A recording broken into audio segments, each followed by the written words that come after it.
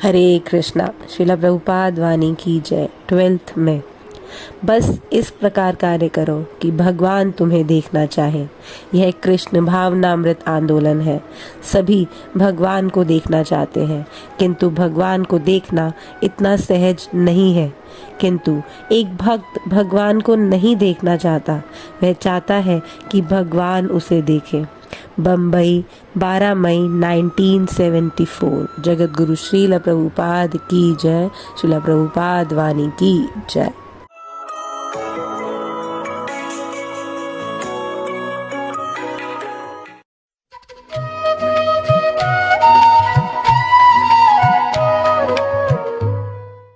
महाराज परीक्षित जब बोला जो महाराज हमारे साथ 7 दिन परमायु है, क्या सुनना चाहिए, क्या करना चाहिए, आप बताइए। तो उस समय सुखदेव गोस्वामी बताया, सूतु व्याधि नीराजेंद्र निदान संति सहस्र अपसताम आपतम गृहेशु गृहमेदिना। ये जो गृहमेदी है, जिसका और कुछ काम नहीं है, बस घर संसार को ही प्रतिपालन करना, उसको गृहमेधी कहा जाता। और गृहस्थ अलग चीज है। गृहस्थ है गृहस्थ आश्रम, जैसा मुनि लोग का आश्रम होता है, संन्यास आश्रम होता है, ब्रह्मचारी आश्रम, जो गृहस्थ भी एक आश्रम है। श्री पुत्र परिवार लेकर के रहते हैं, मतलब उद्देश्य है भगवान को कैसा लाभ हुआ, उसका नाम गृहस्थ है। और वो उद्देश्य जिसका नहीं है, उसको गृहमेधी कहा जाता है। तो गृहमेधी कौन है? अपसताम आत्मतत्वम, जो आत्मतत्व के विषय नहीं जानता है, वो गृहमेधी है। उसको क्या काम है? देहापत्य कलत्रादिषु आत्मसन्नेषु असस्वपि तस्य निधनम परमात्मा तस्य निधनम पश्यन्नपि न पश्यति। ये गृहमेधी है, जो वो समझता है कि हमारा ये जो गृह है, देह शरीर है बड़ा तगड़ा और बड़ा सुंदर गृह है। देहापत्य हमारा संतान भी बड़ा सुंदर है सब, और कलत्र स्त्री भी बड़ा सुंदरी, और सब बात में सब ठीक ठाक है। देहापत्य कलत्रादिषु, वो समझते ये सब हमको बचाए।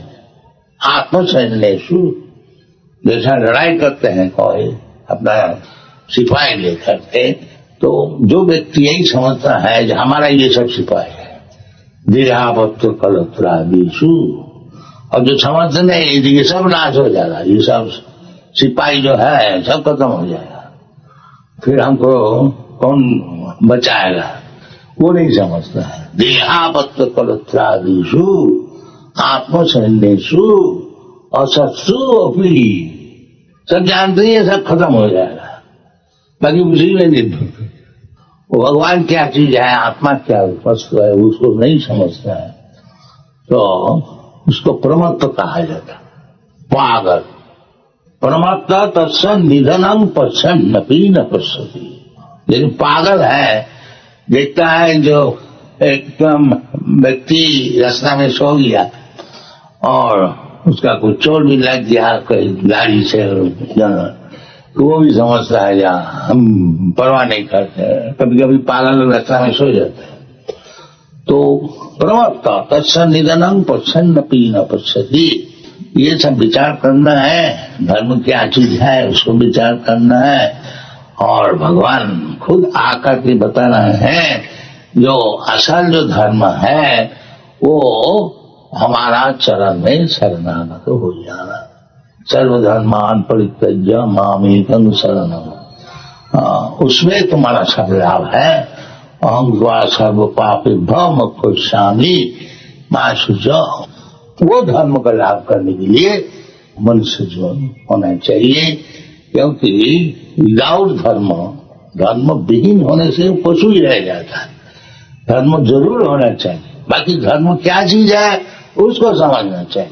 वो धर्म है यतो भक्ति यतो कवि, वो भगवान में जिस तरह से भक्ति होती है, भगवान से जो संपर्क हमारा टूट गया है, वो फिर प्रतिष्ठित कैसे होगी, उसके लिए वो वासुदेव भगवती भक्ति योग अपरे, तो वो धर्मासल है और वो इतना सरल भी नहीं है और बहुत सरल भी है।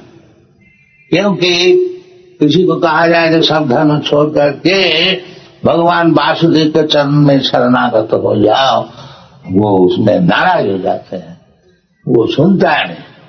बाकी बात वही है, वो आज नहीं समझे, ताकि वास्तविक यदि धर्म को चर्चा करते रहे, कोई दिन ज्ञानवान होगा तो उसी को समझेगा।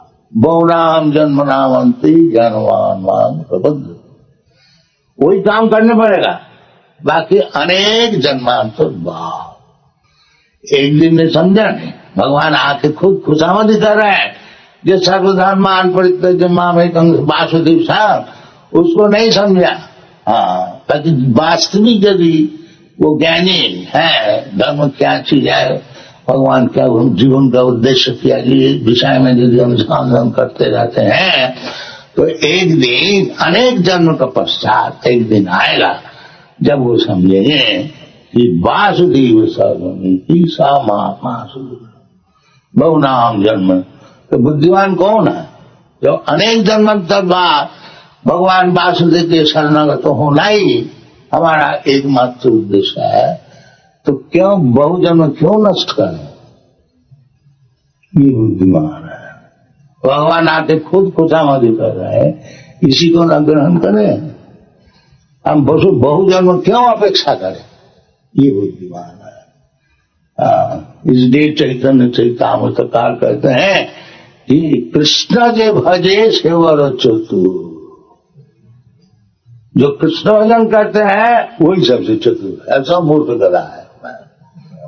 Thank you very much. Hare Krishna.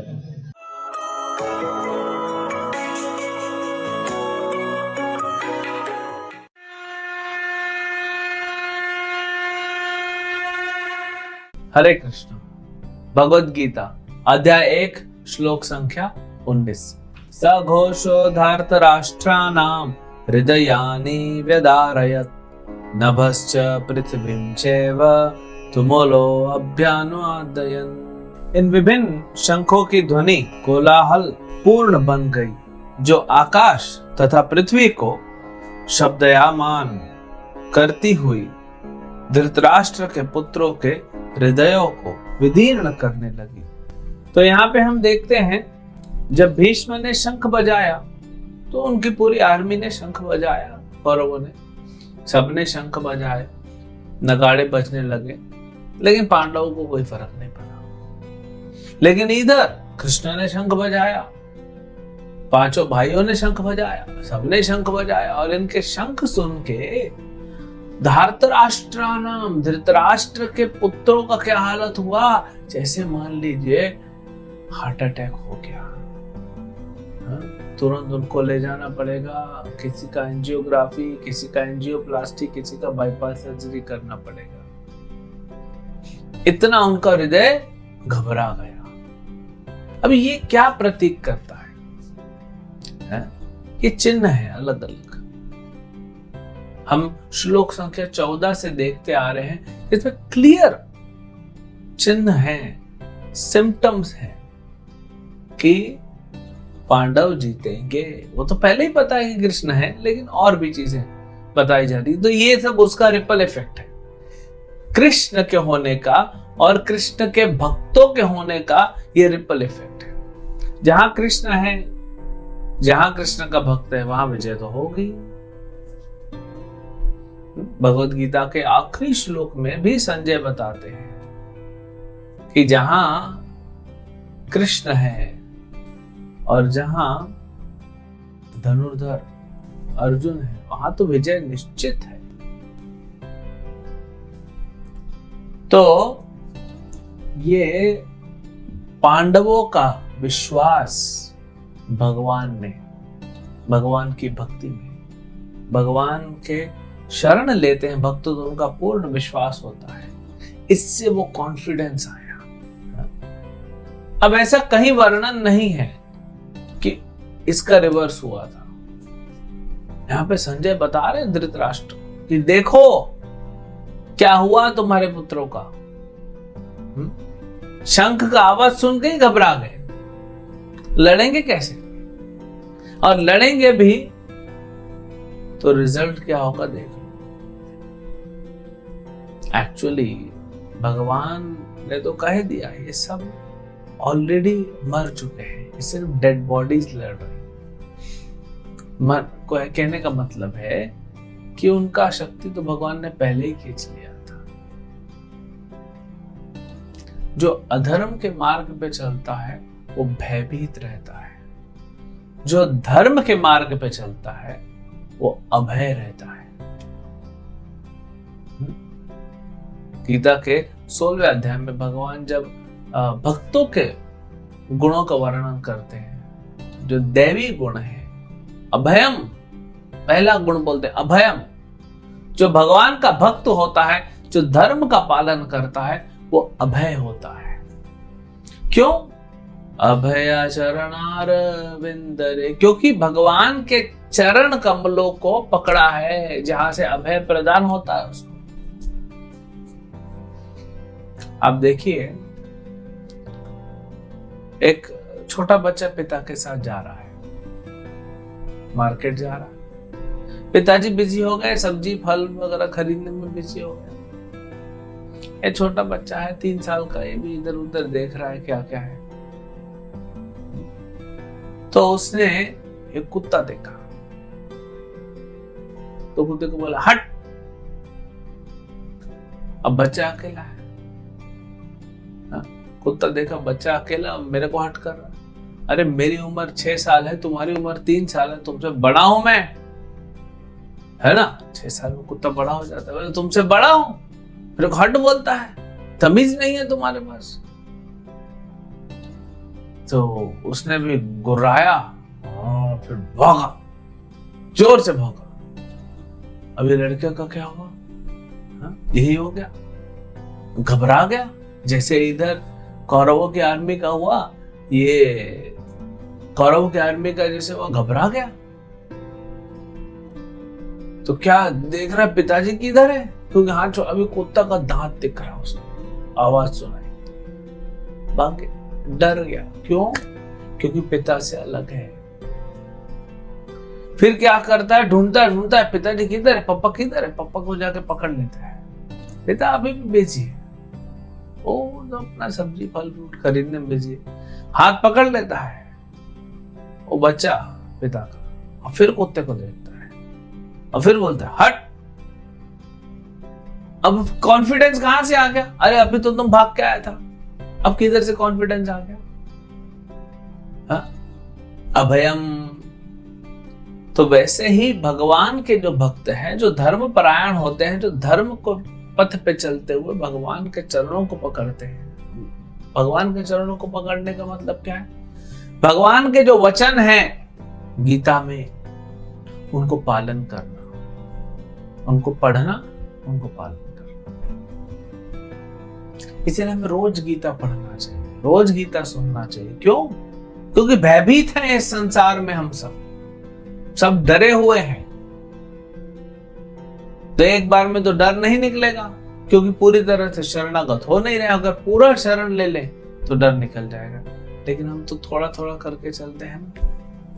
ठीक है, थोड़ा थोड़ा ही सही, कछुए की चाल ही सही, लेकिन चलिए, स्लो बट स्टेडी।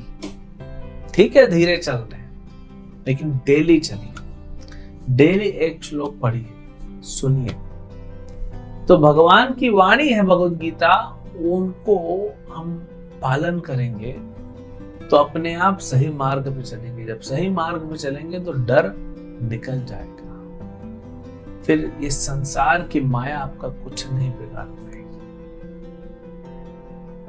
क्योंकि वो तो भगवान के अधीन है, भगवान की सेवक है, जो भगवान के सामने नहीं पीछे रहती। तो इसीलिए हमको धर्म के मार्ग पे चलेंगे, क्योंकि पांडव धर्म के मार्ग पे थे, भगवान के भक्त थे, इसलिए उनको कॉन्फिडेंस था। दुर्योधन एंड पार्टी को नहीं था कॉन्फिडेंस, डर गए, क्योंकि कृष्ण नहीं है। तो ये बहुत महत्वपूर्ण है हमारे लिए। तो कृष्ण के नाम का जप करें, कृष्ण के वचन को पढ़ें, श्रवण करें और उस पथ को पालन करें और उस पे आगे चलें। तब आपको क्या मिलेगा? अभयम।